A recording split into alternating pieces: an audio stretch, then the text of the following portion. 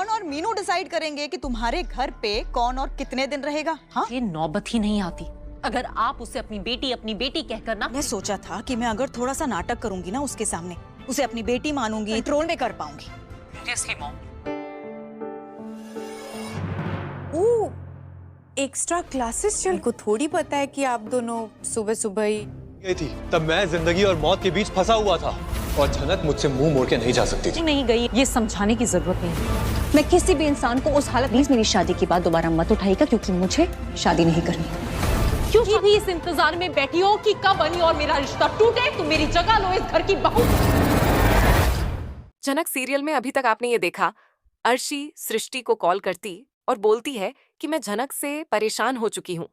सृष्टि बोलते, अब उसने क्या किया, और सिर्फ बोलती है वह मेरे ससुराल में जमकर बैठ गई, यहां से जाने का नाम नहीं ले रही है। अर्शी बोलती है कि मॉम, ये सब आपकी वजह से हुआ। आप हमेशा मेरी बेटी का कर उसके आगे पीछे घूमते थे। सृष्टि बोलती है, हाँ, मेरी ही गलती है। मैंने झनक के साथ नाटक किया क्योंकि मैं उसे अपने बस में करना चाहती थी, तुम्हारी नौकरानी बनाना चाहती थी।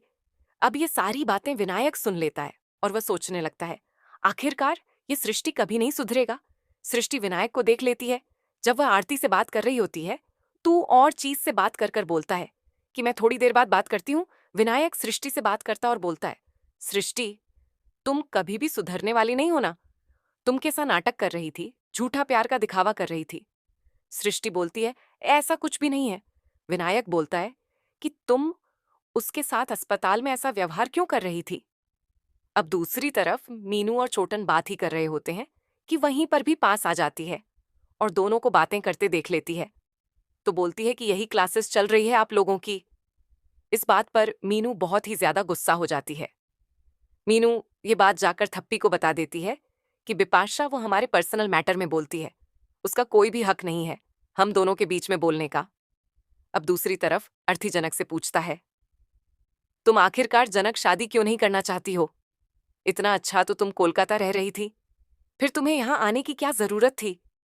अनिरुद्ध बोलता है, आरती, जब तुम्हें छोड़कर चली गई थी तब मुझे जनक ने संभाला था। जनक बोलती है कि मैं किसी भी इंसान को उसे हालत में नहीं छोड़ सकती। ऐसी दीदी आप छोड़ सकती हो, लेकिन मैं नहीं, और आज के बाद मेरी शादी की बात मत उठाएगी क्योंकि मुझे शादी नहीं करनी है। आरती बोलता है, जनक, तुम अभी भी इसी इंतजार में बैठी हो कि कब मेरा और आने का रिश्ता टूटे, और तुम इस घर की बहू बानो। आगे का अपडेट देखने के लिए हमारे चैनल को सब्सक्राइब करें और वीडियो को भी लाइक करें।